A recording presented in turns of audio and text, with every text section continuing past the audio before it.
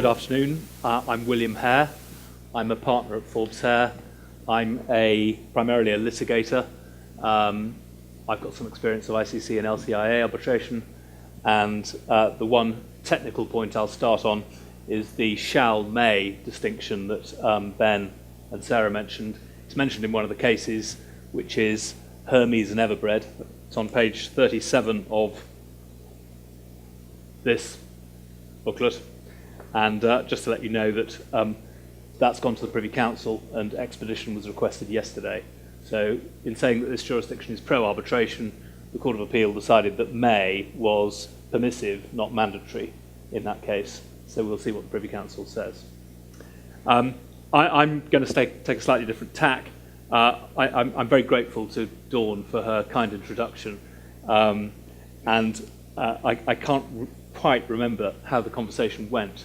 But I've got the title, and I hope I can share with you some of my enthusiasm for not just arbitration, but really for the BVI, because I'm a litigator, but I'm also an evangelist for the BVI, because I think this is a terrific jurisdiction, and I think that the arbitration development here is a component in selling the whole package. And so I think it's terrific that the government's passed this act. We've got fantastic practitioners across the board in this jurisdiction. It's a privilege to work with them, and I think it's one big opportunity, and I'm going to tell you about the 1 million opportunities very briefly. I've done slides, but I don't mind doing them or not doing them. You can let's flick through. So flick through to the next one. I said 1 million opportunities. 457,000 opportunities. There are approximately 457,000 active non-struck-off companies at the BVI Company Registry, and those are the vehicles that this jurisdiction is all about. The jurisdiction has tried and, how can I put it politely, partially succeeded in other areas, but the one product that this jurisdiction has that it's the industry leader in is offshore incorporations for what were IBCs, now business companies. So we can just flick on one. The BBI Business Company, you all know what it is. Its etymology is in the IBC Act. The IBC Act is based on Delaware law. It's a product that's familiar to American lawyers.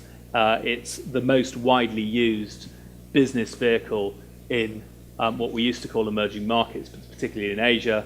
A lot of China investment in the 90s and 2000s used BVI companies to do that. And when I first came to this jurisdiction in the late 90s, we found that the IBC companies had clauses in their constitutions which said, if there's any dispute under these articles, it shall go off to arbitration. And as I can't see, probably got better things to do, like go for a coffee, but Jeffrey was mentioning earlier that the BVI has got take-up for respecting arbitration and enforcing arbitration agreements. That is a recent thing. When intra-company disputes arose in the late 90s and in the early 2000s, the approach of practitioners in this jurisdiction was to ignore them because this jurisdiction did not have the New York Convention. Any arbitration here would be pointless if you couldn't export it. You could import an inbound convention award under the old Arbitration Act, which appended the New York Convention to the statute, but bizarrely, no extension of the New York Convention had been made to this territory, meaning that you couldn't have outbound awards. The result of that was that the courts and the practitioners ignored these clauses. However, arbitration clauses for people who incorporate BVI companies, I think, are a good selling point. People want BVI companies for all sorts of reasons. They want to hold assets privately. They want to hold it in a tax-efficient manner. The privacy aspect is obviously one which finds an echo in the feature of arbitration, the confidentiality of the proceedings. These are not in open court. If you've got dirty laundry, if you've got problems that you don't want aired and ventilated publicly, arbitration is a very good way to go. So people who have an IBC where they've got private records of shareholders and directors and they want to keep their business private, they can have their disputes private as well. So it's a selling point to people who are already favourably disposed, I would suggest, to the idea that this is something that can be resolved with confidentiality and commercially. I've given you the figures for active companies. Does anybody know the incorporation numbers per annum? I throw it out, I can't see a hand. We're doing about just over 50,000 a year at the moment. And if we can move on, just one. What I'd like to touch on are the opt-in provisions of the Act. We go on one. Section 91A3 talks of having regard to the provisions of the agreement or was contemplated to be a domestic arbitration. This is for bringing the provisions of the BVI Arbitration Act to where you have a clause with no specificity as to where the arbitration shall take place. And 91A3 and 91B talk about references to domestic arbitration. And if we go on to the next slide, you'll see that section 92, for the purposes of subsection 1, the term domestic arbitration means arbitration in relation to an arbitration agreement which does not provide expressly or by implication for arbitration in a jurisdiction other than the Virgin Islands. In other words, for these old Act companies in particular, where there are unspecific arbitration clauses, you have an opportunity, maybe not a million opportunities, but a lot of opportunities for saying, well, that is now a BVI arbitration clause. So that is, I suggest, an opportunity for those who are looking for reasons why what may be otherwise litigation disputes or unspecified arbitration clauses or disputes arising in connection with unspecified arbitration clauses to bring that arbitration in the BVI. If we can move on. I've called this Evangelism 1 because I'm an evangelist for the BVI. I hope everyone or most of the people here are too. It's a great jurisdiction. If you ever go on the road when you're not busy doing your wonderful practices and sell, you're sent out to promote your firm or the BVI or the government or whatever it is. If you've done it a lot, and I've done it a lot since in the last 10 years when I started my own humble practice here, you can't sell your own firm. You have to sell the BVI. No one's interested in your preening, your telling everyone how good you are. Nobody, if you've ever done it, nobody is remotely interested in that. They may not be interested in hearing about the BVI if it's just like another offshore jurisdiction. But they want to hear why the jurisdiction is good, what its features are. As a contentious lawyer, it's great to have things to talk about. The commercial court was a fantastic thing. 2009, since then, the commercial court, this is what it's done, these are the decisions. It's great for this jurisdiction. It's great for selling company incorporations. If contentious lawyers and other lawyers can go and say, this is a feature of this jurisdiction. And I believe, rather than selling arbitration as a freestanding product, although maybe it could be sold as a freestanding product, I think it's going to be a tremendous tool, additional tool, for selling the BVI as a sophisticated place where people can come, have their disputes resolved, not just by a commercial court, but by arbitral tribunals here. So I applaud what the government's done, I applaud what Dawn's done, I think it's terrific, and it gives us another weapon in our armoury for promoting this fantastic jurisdiction. And I hope everybody does it. What I've put down there are just things to think about, really. Who is selling this jurisdiction? Where are they selling it? How are they selling it? And to whom they're selling it? And I don't know if people have got the answer. If everyone wants to stop me and tell me to shut up or I've got it wrong, feel free. But I would suggest that the people who are selling this jurisdiction are twofold. You've got the people who sell the incorporations in this jurisdiction, which typically are either resellers or agents of the large registered agents in the BVI. We know who they are, and they have wholesale and retail agreement with banks and trust companies across the globe, primarily in Asia. So, those are the people who are selling the incorporations. Are they going to be selling arbitration to the end user clients who wants a BVI company? No, they're not. So what our job, and those of us who are interested in promoting arbitration should be doing, I suggest, is promoting arbitration to those people. So that as part of the package, when they're selling standard plain vanilla mem and arts, they can include a BVI arbitration clause as an optional extra or possibly as a default. If you can persuade them to do that, brilliant. Okay, these are the people who are selling that will sell your arbitration. The fact that you've got the clause, and the people who have the clauses put them in the mem and arts. People choosing commercial agreements, if you're lawyering up shareholder agreements, and it's being done by Freshfields in New York or London or wherever it is, they're probably going to use an LCIA clause, let's be realistic. Not even ICC. Freshfields in London would never use an ICC clause. Come on. You have to take control of that. Right. But will they use a BVI clause? It would be great if they did, if they can persuade people to do it. If you can persuade the corporate lawyers that are drafting these agreements to include the BVI clause, give them awareness of it, fantastic. But and for the people who do the arbitration, for the arbitrators to know that it's okay, that these are, this is a convention country, that or a convention jurisdiction where this is a viable option, great. But get the awareness out there. But I suggest that the key place where this is going to be sold is in mem and arts of companies that are just sold, and it's just sold as part of the package. And the clause is sold as part of the package, and the arbitration is sold as part of the package of the BVI. How? I've just indicated how, to whom, largely the Asian market, I would suggest. That's where the numbers are. Evangelism 2. Selling points for arbitration are the selling points for commercial disputes in the BVI. It's the same ones. You've got the commercial court, Court of Appeal, Privy Council, English common law, sophisticated service providers, a good choice of law firms across the jurisdiction, the freedom to use arbitration counsel of choice, I'm going to come back to.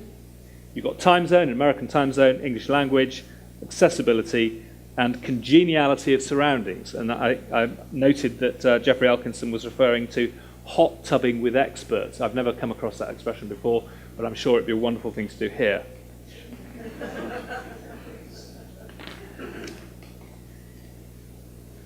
Other potential users of BVI arbitration, and these are things other than putting the clauses in your mem and arts. These are other just ideas I just throw out.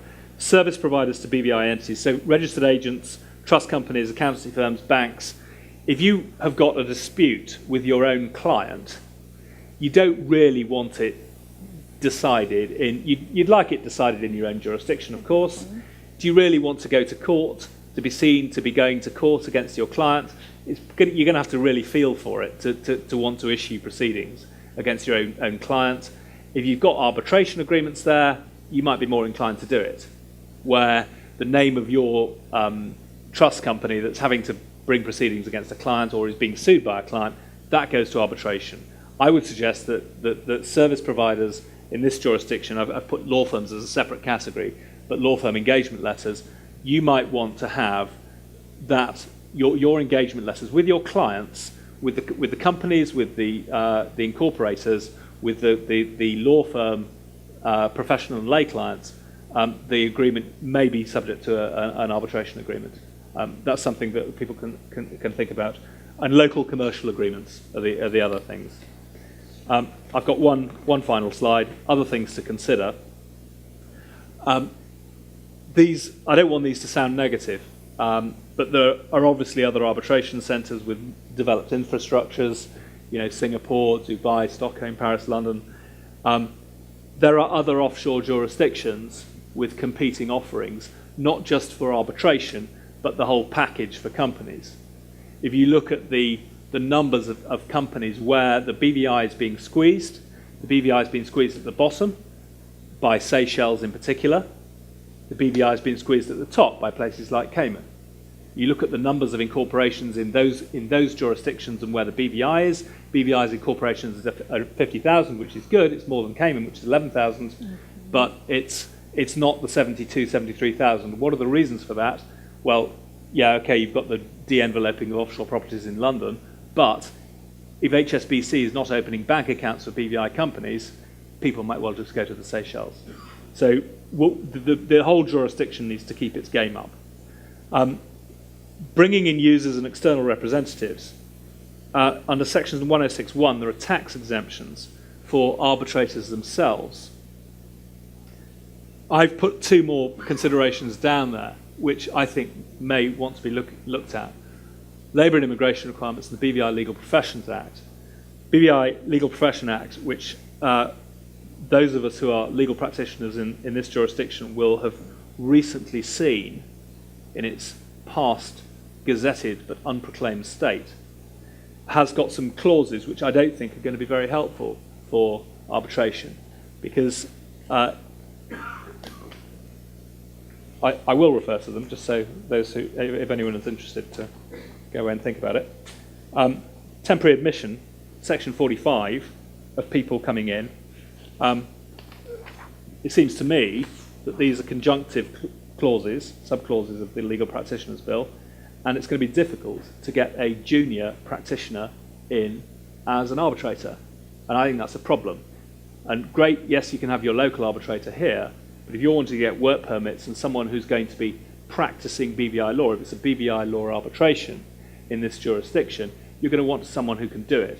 So I think that needs to be looked at. I understand that the bill, there were obviously a lot of good features in the bill and the good features in the Act, but I think that does need to be looked at so that it doesn't impede the development and the ability of parties to arbitrate with the people they want coming to do the arbitration. So I think that's one thing I'd throw out there.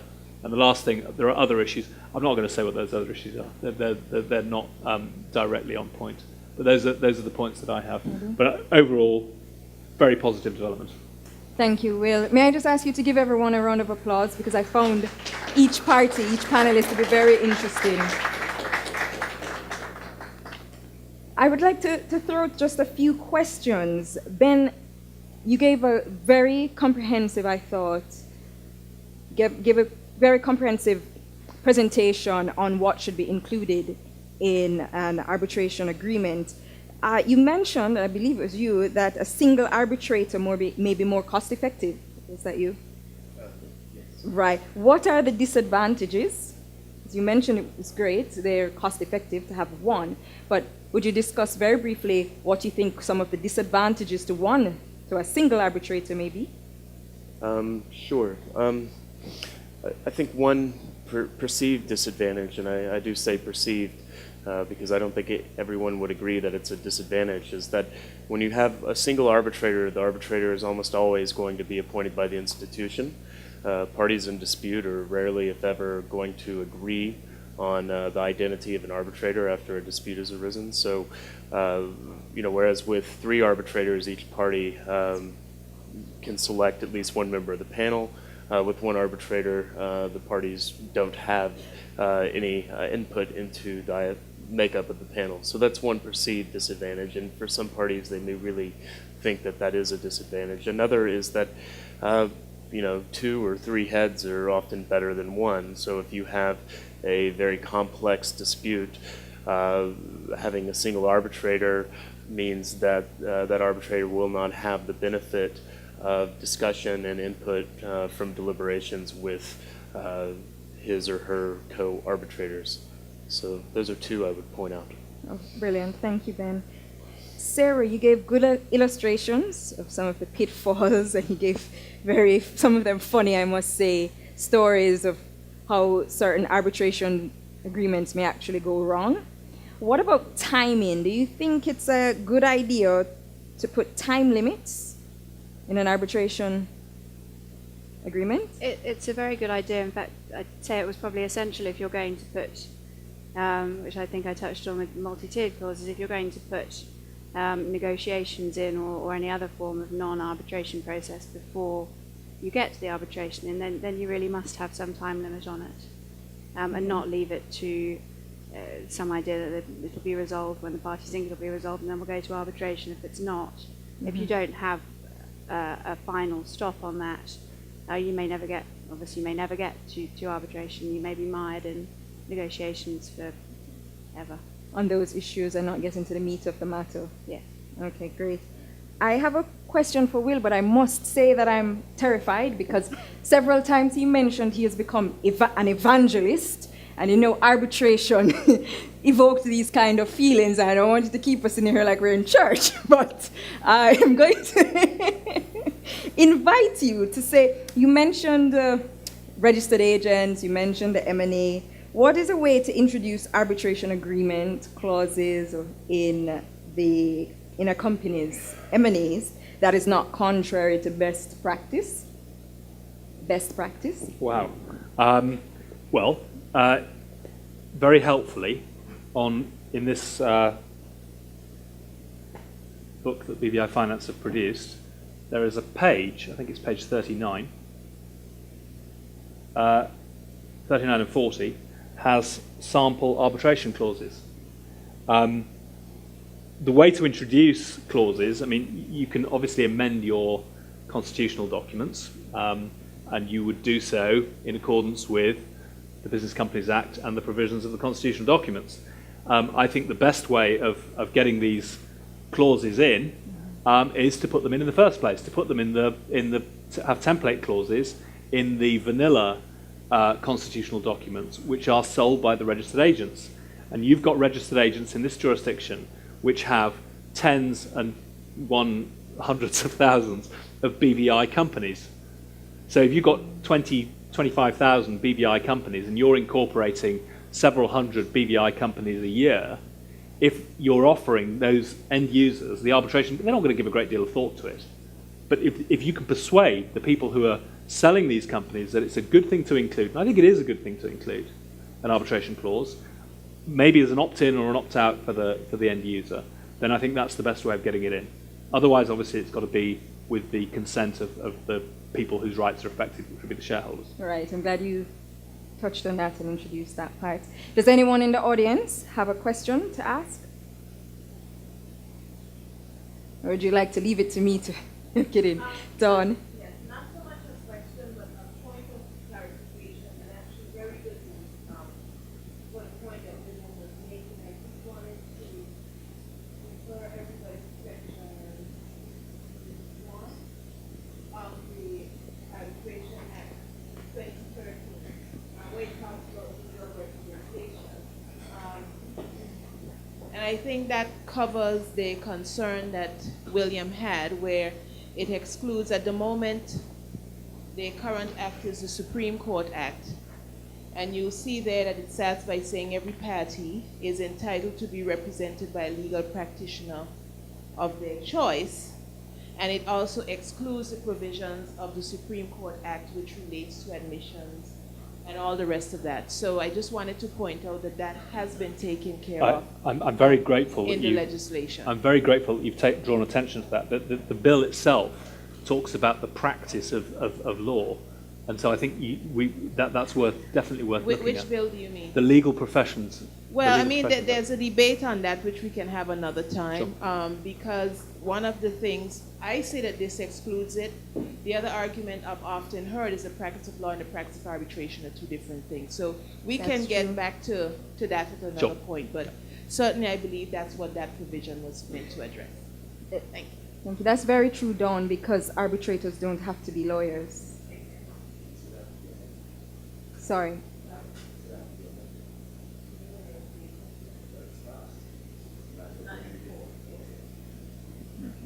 But then, Jerry, what about that point that Dawn just made, which is that an arbitrator, an arbitrator doesn't have to be a lawyer, so maybe the point that Dawn is making may actually not require an amendment to the MOU. All I'm saying is that I think in subsection 2 it speaks about the it excludes the provisions in the West Indies Associated States Supreme Court Act, which relate to calling barristers and solicitors. Yeah.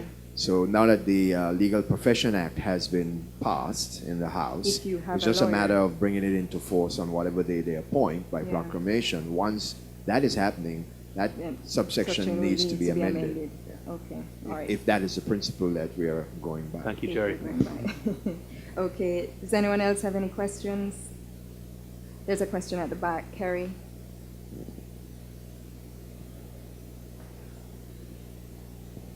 My question is directed to the lawyers and specifically transaction lawyers in the room. Since enactment of this piece of legislation, how have you found your clients are accepting and choosing BVI as a seat? Are they welcoming it with open arms, or are they tending to go for jurisdictions where, there's an established arbitration process? It's a very good question.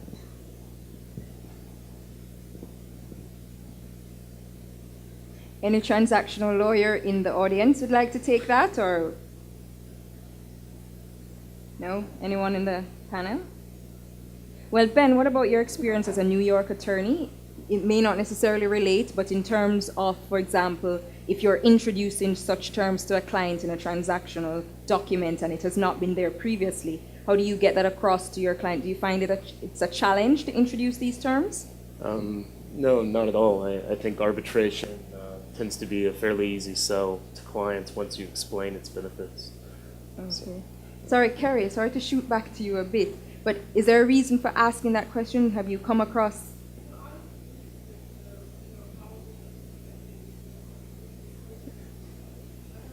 Sorry, am I? Sorry, Carrie, 1 second. I don't know. I was just curious. Will was talking about being an evangelist and, advocating for the BVI, and obviously, he mentioned about us, leading by example and putting arbitration clauses that list BVI as a seat in our own engagement letters. But I wanted to know from a curiosity point of view, have you seen the BVI being chosen as the seat so far? Okay. Yes, you did ask that, and no one took it up. Jerry? Sorry? Correct, that is true. That is true. The Bywater arbitration has just been had by the CC. Sorry, would you like the mic? There has been I've got a mic here. Oh, yeah, I forgot. There has been an arbitration just concluded over the, I was going to call it Bywater. It's the water provision with the government. That had a BVI seat. That's just concluded. People are using the clauses. I think the hospital had, and certainly the government's promoting BVI arbitration. Well, we have to, and I think the next panel session, I'm looking forward to that. We'll be doing more of that, promoting. I am told. We all should. Yes, we should. We all should. We should all become very evangelistical about this as Willies. God bless you. So to wrap up, I'll invite the panelists to, if they have anything else to say. One of the things, though, I may direct a little bit to Sarah is, if in your wrapping up, each person just get just a few minutes, very, very briefly, just to wrap up, if there are any common pitfalls or mistakes that you've come across. I know you went through in your presentation some of the things, but if you'd like to just highlight that on the way out. But I'll start with Ben, if you'd have a think. Ben, is there any final words? Nothing of substance. Just to thank my co-panelists and everyone here for the opportunity to speak here today. Thank you. Sarah? And I'd echo that, and just as a kind of final thought, and it goes back to things that have been said earlier about leaving it too late to talk about putting an arbitration clause into an agreement. It was certainly something I came across a lot in London. It was very much often an afterthought, and it really shouldn't be. Okay, perfect. I agree with that. Well, It's a privilege to be here, and thank you for listening. okay. Thank you, everyone. It's been a pleasure.